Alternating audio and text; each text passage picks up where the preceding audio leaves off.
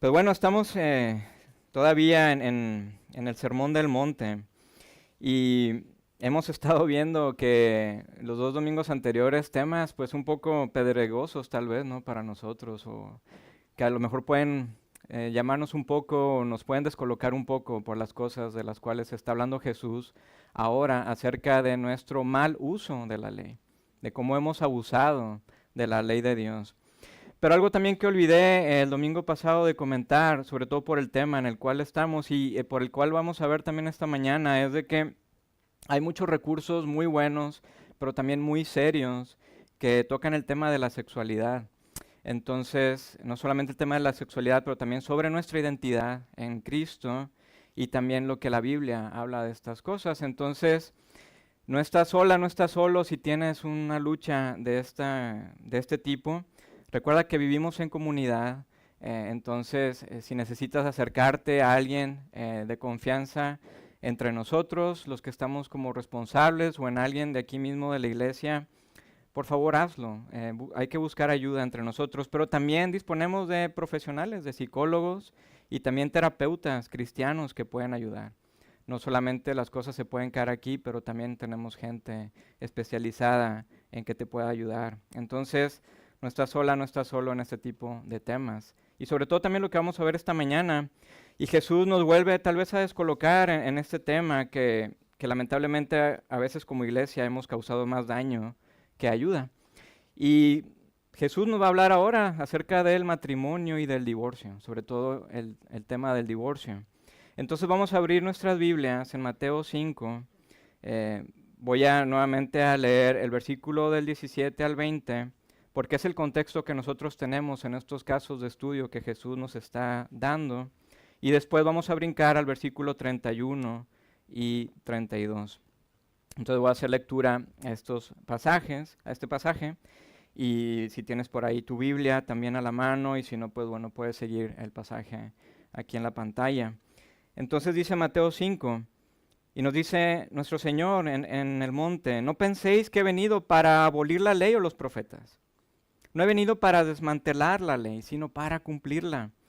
Porque en verdad os digo que hasta que pasen el cielo y la tierra no se perderá ni la letra más pequeña, ni una tilde de la ley, hasta que toda se cumpla. Cualquiera pues que anule uno solo de estos mandamientos, aun de los más pequeños, y así lo enseña a otros, será llamado muy pequeño en el reino de los cielos. Pero cualquiera que los guarde y los enseñe, este será llamado grande en el reino de los cielos. Porque os digo que si vuestra justicia no supera la de los escribas y fariseos, no entraréis en el reino de los cielos. Versículo 31.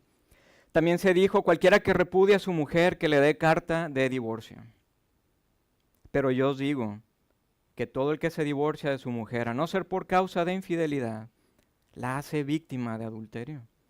Y cualquiera que se casa con una mujer divorciada comete adulterio. Vamos a orar y pedir la guía de nuestro Señor Jesús en esto. Padre, gracias nuevamente por la oportunidad que nos das de reunirnos esta mañana.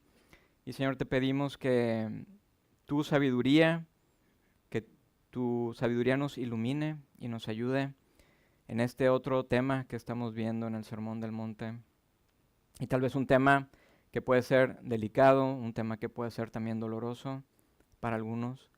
Señor, ayúdanos también a encontrar consuelo en tu Evangelio, pero también, Señor, a encontrar la manera y las herramientas que nos das en tu Escritura para poder ayudar a otros, Señor, que están atravesando situaciones difíciles como estas que nos habla Jesús. Abre nuestros ojos y nuestro entendimiento para ver las maravillas, Señor, de tu palabra. Y te pedimos, Señor Jesús, que estés con nosotros hoy. Amén. Entonces Jesús, el de Nazaret, llamado el Cristo, él comenzó su ministerio llamando a multitudes, a discípulos, y sabemos que estuvo sanando enfermos y mostrando hospitalidad a los marginados, a todos los que eran rechazados en la sociedad. Invitaba a las multitudes a ver que el reino de los cielos se ha acercado. Y fueron las palabras que él comentó al inicio de su ministerio. Y sus discípulos más tarde escribieron lo que conocemos como los evangelios, que este Jesús, que parece ser el Cristo, el Mesías, estaba lleno de gracia y verdad. Es más, que él era el verbo en el principio, el creador de todas las cosas, Dios hecho hombre. Jesús es el prometido que viene a hacer todas las cosas nuevas para hacer posible lo imposible. Y Mateo, de quien tenemos entonces esta narrativa del Sermón del Monte en nuestras manos, él estuvo también recopilando su propia experiencia con Jesús y también lo que otros testigos vieron y escucharon. Y Mateo era uno de los muchos discípulos de Jesús también. Y nos cuenta entonces que Jesús sube a un monte y viendo a las multitudes, a cada uno de ellos, les comenzó a enseñar acerca del reino de los cielos, de esa gran posibilidad del cielo colisionando con la tierra y llenar de una manera tan asombrosa, de un gran florecimiento, de una gloriosa posibilidad como las aguas cubren el mar. Y en este florecimiento que Jesús está haciendo, Él nos invita también a ser parte de Él. Él nos invita de una manera hermosa. Y entonces en el Sermón del Monte estuvimos viendo las bienaventuranzas también, pero ahora hemos estado viendo que Jesús comienza a poner un alto en nuestra manera incorrecta de vernos y tratarnos entre nosotros mismos. Y nos hace ver que no somos tan buenos como pensamos que somos. Y además nos dice que estamos usando la ley de Dios para nuestra ventaja, para nuestra conveniencia, que nuestro enfoque está totalmente equivocado cuando usamos la ley para mi beneficio, para yo tener una apariencia de pureza, pero también cuando uso la ley para oprimir a otros, para abusar de otras personas. Y de hecho, Jesús comentó algo interesante, como leímos, que a menos que nuestra justicia no supere la de los escribas y los fariseos, no entraremos en el reino de los cielos. Y vimos el domingo pasado que esto puede sonar como malas noticias, porque en los tiempos de Jesús, los escribas y los fariseos eran la gente súper extra santa.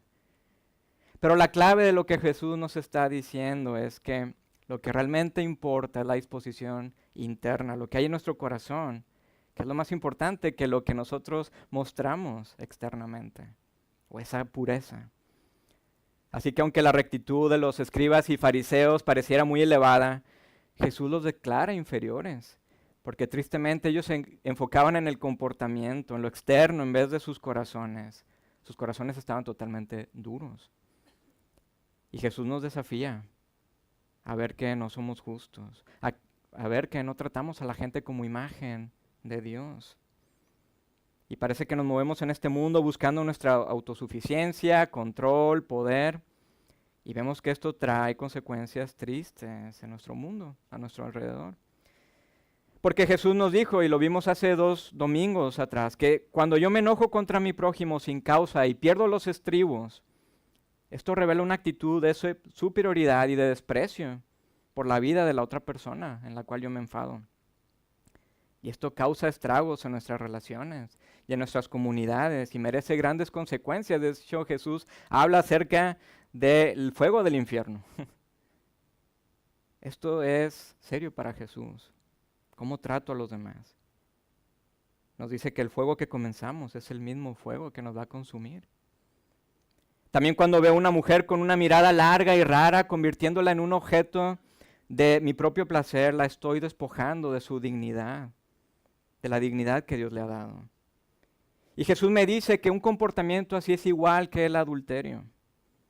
Y esto es muy grave para Jesús, que incluso nos dice, si tu ojo, tu mano te hacen pecar, córtalos. Jesús quiere dejar muy en claro que hay mucho en lo que está en juego. Él quiere transformar nuestro corazón y también nuestra visión de la sexualidad.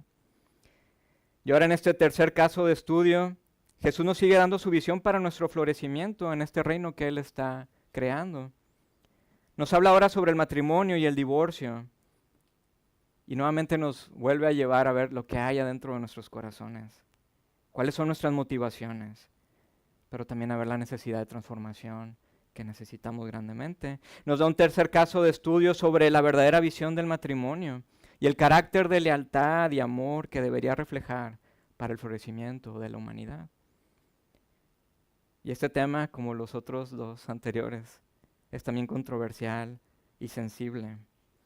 Porque así como podemos ya estar luchando nosotros con ira, con enfado, o vivir con alguien muy cercano que tiene esta lucha, o si estamos luchando con la pornografía o deseos sexuales que están distorsionados, El tema del divorcio también puede ser muy cercano a muchos de nosotros. Tal vez hemos visto de cerca o incluso hemos experimentado los efectos devastadores que tiene el divorcio tanto en las familias, pero también en la sociedad.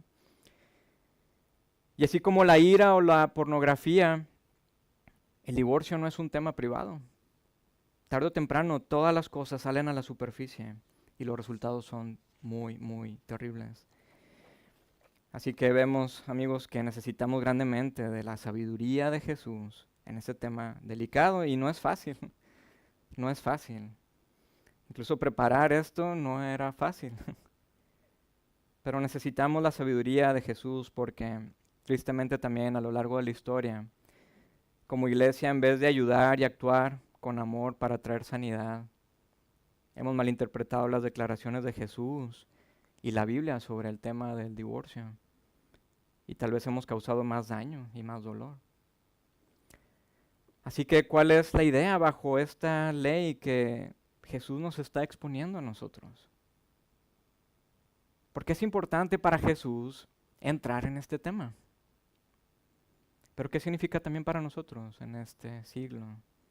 Estas palabras que son de muchos años atrás. ¿Por qué Jesús habla de esto? Y entonces Jesús comienza diciéndonos, también habéis oído, cualquiera que repudie a su mujer, que le dé carta de divorcio. Y así esto suena tan fuerte, ¿cierto? Cualquiera que repudie a su mujer. Sabemos que repudiar es rechazar o despreciar y esto suena muy injusto y muy opresivo. Y esto parece como una licencia abierta a abandonar a las mujeres por cualquier razón. Y lamentablemente la interpretación de esta ley daba paso a muchos abusos. Ahora esta ley oscura no se encuentra en los 10 mandamientos como Jesús nos lo dijo en los dos casos de estudio anteriores, como lo veíamos en Éxodo capítulo 20, sino que ahora Jesús está citando algo que Moisés escribió y está en Deuteronomio 24. Y esta ley decía, si un hombre se casa con una mujer, pero después le toma aversión por haber encontrado en ella algo censurable, podrá escribirle una carta de divorcio, entregársela en mano y con ella echarla de su casa. Así que Jesús está citando una ley que en su propio tiempo había estado causando muchos debates y muchas controversias dentro del pueblo judío. Porque parecía que había licencia que justificaba el divorcio por cualquier motivo, por cualquier razón. De hecho, los escribas y todos los expertos de la ley trataban de interpretar esta ley para aplicarla de manera correcta, pero se enfrascaban constantemente en discusiones por la ambigüedad de la misma y tratando de interpretar qué significa encontrar en la mujer algo censurable o reprochable. Entonces la pregunta caliente era, ¿cuáles son las razones que son censurables o reprochables para iniciar un divorcio? Y lo interesante es que la frase hebrea no ayudaba mucho tampoco a los escribas y fariseos en los tiempos de Jesús. Ellos estaban tratando de aplicar una ley que se había escrito casi unos 2000 años antes de ellos. Y la frase que tenemos y que causaba esta ambigüedad, la frase que se traducía como hallar algo censurable es erbat davar, que literalmente se traduce como desnudez en el asunto. Así que esta frase ambigua dividía a los maestros de la ley en los tiempos de Jesús. En el Talmud, el cual es una colección de escritos y reflexiones basadas en la interpretación de la Torá, de la enseñanza de Dios, podemos encontrar dos posiciones diferentes para esta interpretación. Y estas posiciones venían de dos escuelas muy importantes de los fariseos. Una era la escuela del rabino Shammai y la otra la escuela del rabino Hillel, que eran rabinos muy importantes y respetados en el primero y segundo siglo, o sea, en los tiempos de Jesús.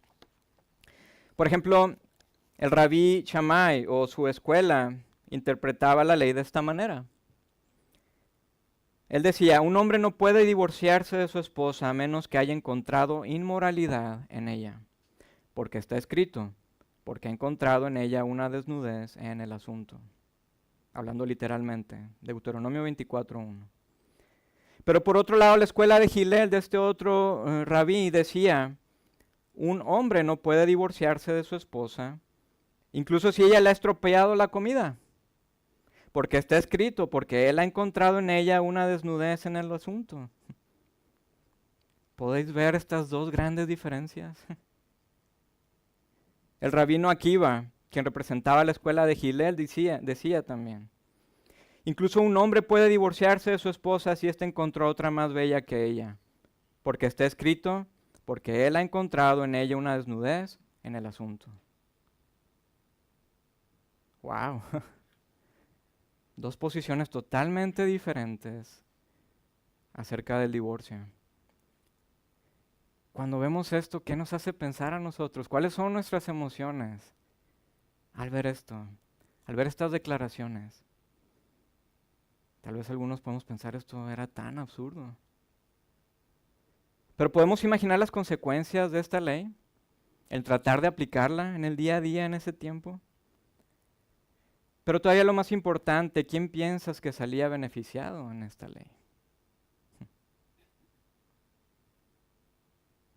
¿Y quién era la parte perjudicada en esta ley? Así que amigos, estamos en medio de un debate acalorado sobre cómo interpretar esta ley de Deuteronomio. Y podéis imaginar perfectamente que las mujeres quedaban indefensas. Quedaban vulnerables y a merced de sufrir abusos por esta ley. Estamos ante una ley que parecía que dejaba margen para la opresión de los maridos a sus esposas. Y lo lamentable es que el debate de los fariseos se enfocaba principalmente en los derechos de los maridos. El bienestar de las esposas no estaba para nada en consideración. Nadie invitaba a las mujeres a participar en este diálogo. Así que alguien tenía que hacer algo. Entonces Jesús subió a la montaña y nos comenzó a enseñar. Jesús llegó. Hemos estado viendo que Jesús nos dice en su sermón en el monte que tú y yo abusamos de la ley. Usamos la ley a nuestra conveniencia. Es más, vivimos bajo dobles estándares. Y nos damos cuenta que hemos vandalizado el shalom de Dios. Y Jesús está decidido a traer su paz en medio de lo que hemos roto. Y Él está poniendo un alto en la forma en la cual nos tratamos los unos a los otros.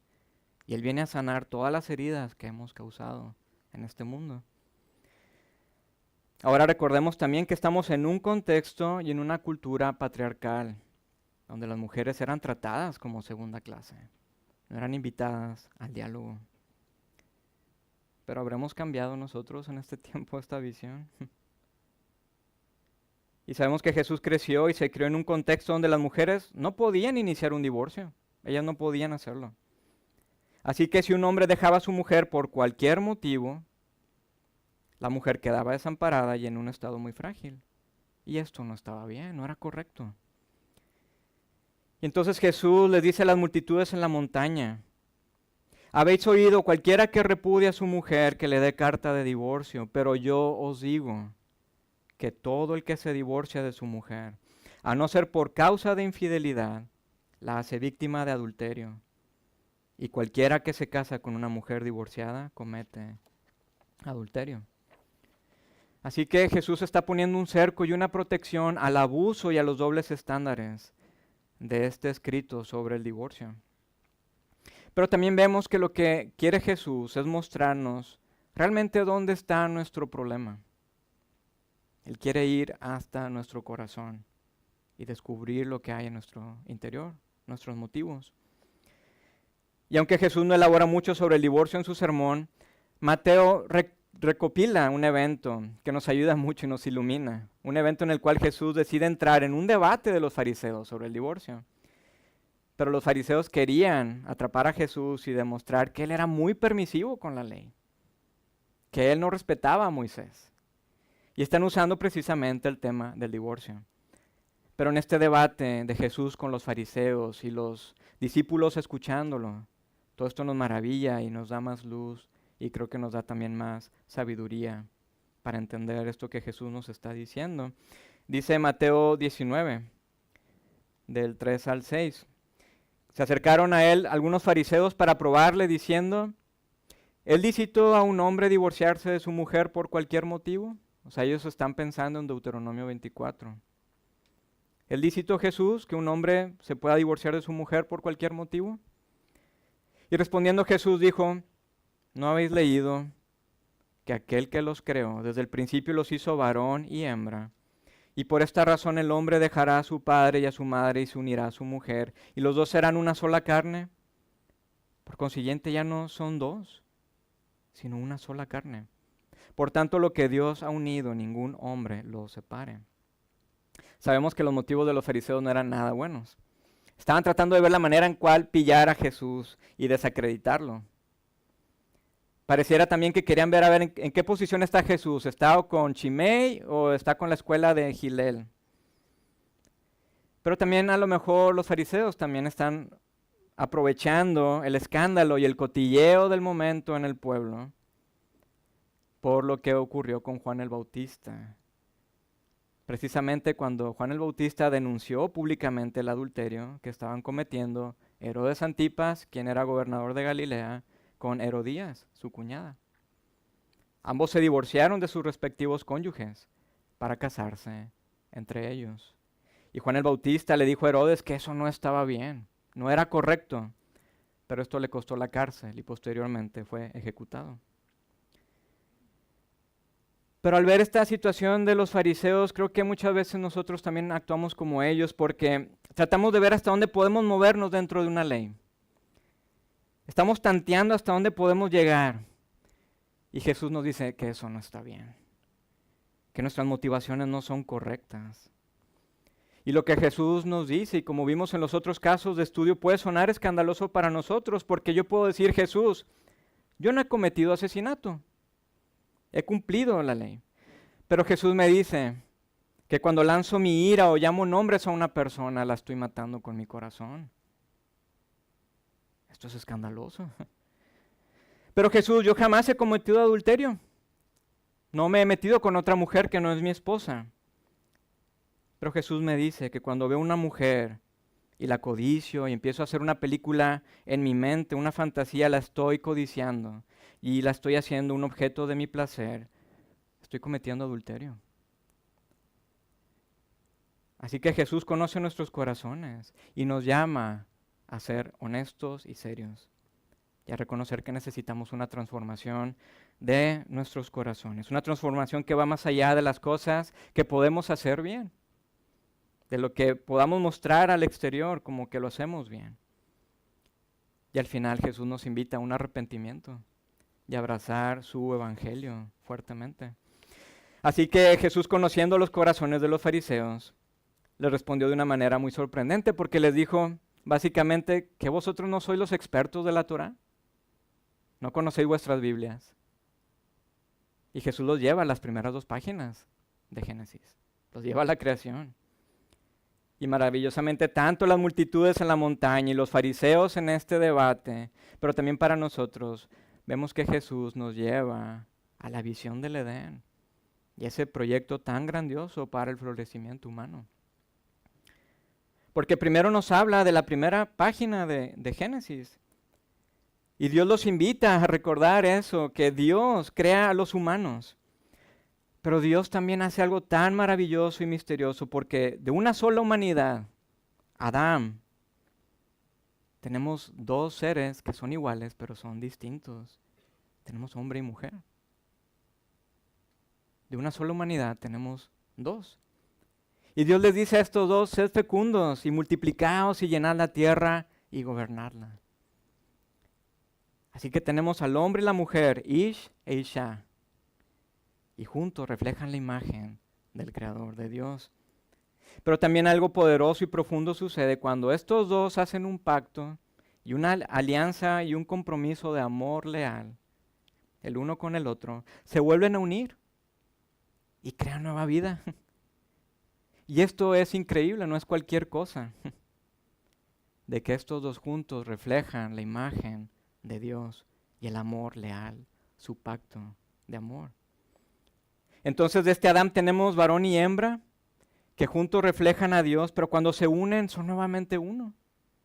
Ya hay más creación de vida. Y esto es lo tremendo, y esta es la idea del shalom, del florecimiento. Pero también Jesús les recuerda a los fariseos la segunda página de Génesis, cuando Dios los bendice y dice, por tanto el hombre dejará a su padre y a su madre y se unirá a su mujer y será nuevamente uno, una sola carne. Jesús está llevando a los fariseos y nos lleva a nosotros al punto de partida, a Génesis, a este ideal de Dios en el Edén, de que el matrimonio es un símbolo tremendo que expresa una realidad trascendental y también la idea del amor leal. En agosto estuvimos viendo, por ejemplo, el carácter de Dios y una de las facetas precisamente es el amor leal de Dios a nosotros. Vimos que la palabra hebrea para amor leal es kesed, la cual combina la idea de amor incondicional, de una generosidad y de un compromiso duradero. Y esto es muy profundo. Así que el ideal del matrimonio es precisamente expresar ese amor leal entre el hombre y la mujer, ser una sola carne y crear vida. Así que Jesús les está dando a los fariseos una lección teológica profunda a su pregunta de que si es lícito para el hombre dejar a su mujer por cualquier razón. Él los lleva a Génesis y que vean cómo Dios muestra su amor leal y compromiso tanto a nosotros, pero también para que lo expresen el hombre y la mujer, que se unen también en una expresión importante de este amor de Dios. Y en ese pacto se jura lealtad y se jura generosidad y honor y amor entre ellos. Por eso Jesús les está diciendo que no se puede romper ese compromiso por cualquier razón, por cualquier motivo. Pero si seguimos leyendo, vamos a ver que los fariseos no están nada contentos y están tratando de presionar más a Jesús y le dicen, entonces, ¿por qué mandó Moisés darle carta de divorcio y repudiarla? Y Jesús les dijo, por la dureza de vuestro corazón, Moisés os permitió divorciaros de vuestras mujeres, pero no ha sido así desde el principio. Y yo os digo que cualquiera que se divorcie de su mujer, salvo por infidelidad, y se casa con otra, comete adulterio. Así que podemos imaginar a los fariseos que están a la defensiva y diciéndole a Jesús, ¿tú nos dices que no leemos la Biblia? Pues te diremos que tú también la leas, Jesús, porque Moisés dio la ley de divorcio y nos dice que el marido puede repudiar a su mujer y darle una carta de divorcio. ¿A poco no? Deuteronomio 24:1. Pero interesantemente lo que Jesús les está diciendo es que Moisés no ordenó el divorcio, que fue por la dureza de sus corazones, que Moisés hizo una concesión y permitió el divorcio. Y la palabra griega que encontramos en este pasaje de Mateo para dureza de corazones es esclerocardia, de donde conocemos la palabra esclerosis, un endurecimiento. Jesús les está diciendo es por la esclerosis de vuestros corazones que Moisés permitió el divorcio.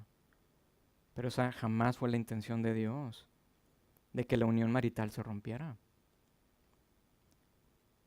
Sabemos que cuando Dios encuentra al pueblo de Israel en medio de la esclavitud y su estado tan opresivo y quebrado en Egipto, Él los saca para llevarlos a una condición de una justicia abundante, donde ellos iban a ser agentes de paz y florecimiento. Y las leyes que Dios les dio en el monte Sinaí fueron para hacerlos diferentes a las demás naciones vecinas. Era para santificarlos y llevarlos a una nueva libertad como ninguna otra. Y por consecuencia ellos tenían que mostrar justicia y tenían que mostrar amor también en todas sus relaciones.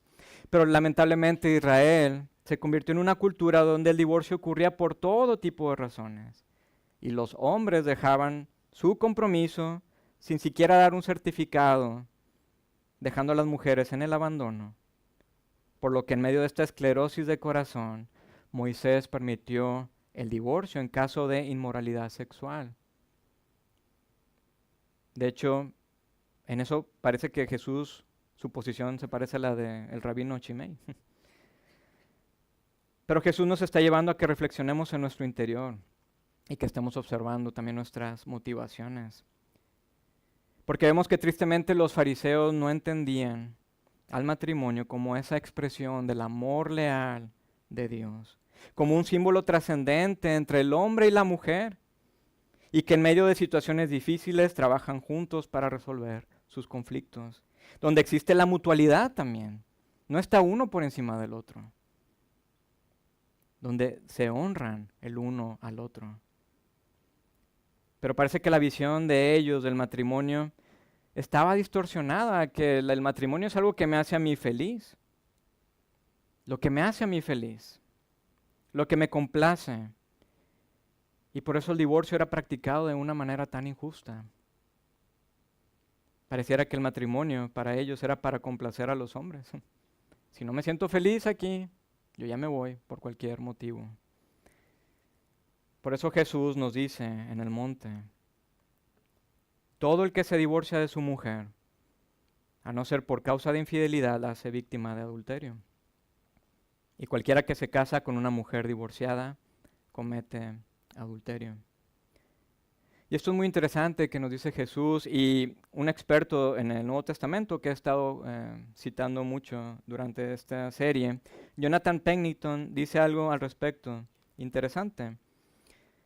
Él comenta, en el judaísmo del siglo I, a una mujer divorciada le resultaría muy difícil sobrevivir económica y socialmente sin estar casada, por lo que se supone que la mayoría de las mujeres divorciadas volverían a casarse. Tenían que sobrevivir de alguna manera. Jesús está empujando al varón perpetrador de un divorcio inválido a darse cuenta de que en realidad él es la causa del adulterio de su exmujer, no ella, por forzarla a una situación de nuevo matrimonio cuando se había divorciado injustamente. La enseñanza termina también poniendo el énfasis directamente sobre los hombros del hombre. Entonces vemos de esta manera cómo Jesús siempre entra a la defensa de los oprimidos y de los vulnerables.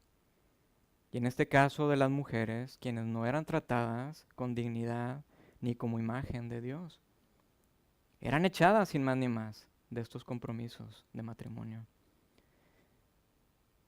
Y podemos preguntarnos, pero bueno, entonces habla acerca de inmoralidad sexual. ¿Qué pasa en los casos de abuso físico, o verbal, o sexual, o emocional? ¿Qué nos dice Jesús cuando hay negligencia y hay un abandono en el matrimonio? Cuando no se han respetado los votos maritales y se quiebra entonces el pacto de amor leal. Bueno, una cosa que sí vemos al principio es que en sus comentarios sobre el divorcio, Jesús aborda específicamente el debate de los fariseos sobre el divorcio. Y los comentarios de Jesús no pretendían ser una declaración exhaustiva sobre el divorcio o una declaración exhaustiva de todas las razones permisibles para el divorcio. Lo que sí estamos viendo es que Jesús interpreta correctamente esta visión de Deuteronomio 24 y les está recordando a los fariseos del ideal del matrimonio y la visión del Edén.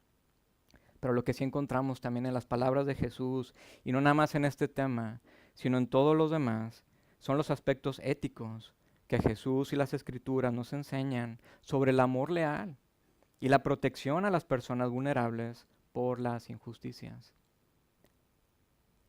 Una interpretación errónea de las enseñanzas de Jesús sobre el divorcio no puede utilizarse para invalidar este principio básico de amor leal y también de proteger a las personas vulnerables. Si insistimos en que un cónyuge permanezca con una pareja abusadora constantemente en el matrimonio y por lo tanto es un matrimonio tan dañino y tan tóxico, creo que no entendemos en absoluto las observaciones de Jesús a los fariseos, ni las que nos cuenta en el Sermón del Monte. Y por eso como comunidad tenemos que ser sensibles y serios en este tipo de tema para poder ofrecer consuelo, atención y apoyo. No es fácil, no es un tema fácil. Hemos visto mucha destrucción cuando somos negligentes y permitimos el abuso en un matrimonio porque nos aferramos a que, bueno, no hay una inmoralidad sexual, que permanezcan juntos, pero mientras tanto la mujer y los hijos siguen recibiendo el abuso verbal y siguen recibiendo los golpes y los insultos y el acoso. Entonces es cuando vemos que necesitamos la sabiduría y el consejo general de Jesús y toda la Escritura. Pero también encontramos otro aspecto interesante también en este tema sobre el matrimonio y el divorcio. Por un lado, ser sabios y pedir sabiduría constantemente. Pero por otro lado también cuando tal vez hemos idealizado en las iglesias al matrimonio y lo hemos elevado a una posición que no es correcta. Y ponemos sobre otras personas cargas que no son correctas o expectativas incorrectas. Si continuamos este debate que tienen los fariseos y que Jesús entra y seguimos leyendo Mateo 19, dicen los discípulos al escuchar todo lo que Jesús dice, si es así la relación del hombre con su mujer, ¿no conviene entonces casarse? Esto es tan serio. Pero Jesús les dijo, no todos pueden aceptar este precepto, sino solo aquellos a quienes les ha sido dado. Porque hay eunucos que sí nacieron desde el seno de su madre, y hay eunucos que fueron hechos eunucos por los hombres. Y también hay eunucos que asimismo se hicieron eunucos por causa del reino de los cielos. El que pueda aceptar esto, que lo acepte. Cuando escuchan los discípulos de Jesús esta situación, están diciendo diantres. Si la relación del hombre con su mujer es para siempre, entonces no conviene casarse. Jesús nos está poniendo esto muy difícil. Pero Jesús les está haciendo ver que el fin del matrimonio no es hacer a la gente feliz. Es un símbolo del pacto trascendente del amor de Dios hacia nosotros y mostrarlo entre nosotros. Pero la finalidad no es hacernos feliz, no nos casamos para ser felices. Hemos visto que el matrimonio es una expresión del amor del pacto de Dios, mostrada en estos dos opuestos que misteriosamente luego son uno solo. Pero ¿es el matrimonio la única forma de mostrar el amor leal de Dios a nuestro mundo? No, porque Jesús les está diciendo a sus discípulos y a nosotros que también hay personas que por causa del reino deciden no casarse. O tal vez otras circunstancias. Es más, este hecho es una cuestión histórica de que Jesús fue el primer maestro religioso que conocemos, que eleva el papel de la vida del soltero como una forma normal y honorable y significativa de vida también. El cristianismo fue el primer movimiento religioso que eleva a las personas que no se casaban como líderes de vidas ejemplares. Pero para nosotros en nuestra cultura el hecho de escuchar a Jesús decir que no necesitas estar casado para tener una vida significativa, que no necesitas tener sexo para tener una vida feliz, esto nos descoloca, porque hemos crecido en una cultura que ve el sexo como algo que me hace feliz a mí, algo que me sirve a mí para sentirme bien, es una mercancía. Incluso la cultura nos dice, eres un mojigato si sigues siendo virgen. Así que es lógico que culturalmente redefinamos al matrimonio como el camino lógico y principal hacia la felicidad y la realización en la vida. Entonces reducimos el matrimonio y lo vemos como algo que me ayuda a sentirme entonces realizado y feliz, donde voy a ser feliz, donde Dios me va a bendecir si estoy casado. Pero parece que esta visión es como el evangelio de la prosperidad también. Y tristemente esta visión ha excluido a las personas solteras y ha excluido a las personas divorciadas o viudas, donde se sienten aisladas o como de segunda clase, porque o no están casadas o no pueden tener hijos. Y las vemos como que no están realizadas e imponemos expectativas y cargas sobre estas personas. Y por eso vemos que la iglesia es y debería ser un lugar excepcional donde no solamente existen matrimonios que despliegan sí el amor de Dios y el amor leal, pero también donde hay personas solteras que hacen lo mismo, que tienen amistades que muestran una lealtad y amor que el mundo no conoce. Y es también la iglesia un lugar donde las personas que han sufrido abuso y han tenido que divorciarse, estas personas no deberían ser estigmatizadas, sino que deberían encontrarse seguras y apoyadas, invitadas a la mesa. Así que Jesús nuevamente nos desafía y nos anima a pedirle que quite nuestra esclerosis de corazón y que nos dé un corazón de carne, que ame a Dios por sobre todas las cosas, pero también que ame al prójimo, viéndolo y viéndola como imagen de Dios. Así que hay mucho para procesar y meditar, ¿cierto? No es un tema fácil. Pero Jesús nos lo pone a nosotros, porque Él quiere poner su reino aquí en la tierra. Así que Dios nos ayude en nuestras relaciones, que Dios nos ayude en nuestros matrimonios, que Dios nos ayude en nuestras familias, que también Dios nos ayude con nuestras hermanas y hermanos solteros o que tal vez han perdido a su cónyuge. Pero que juntos todos podamos desplegar esta visión gloriosa y asombrosa del reino de Jesús aquí en la tierra, porque nos dice que Él ha traído su reino aquí mismo entre nosotros. Oremos.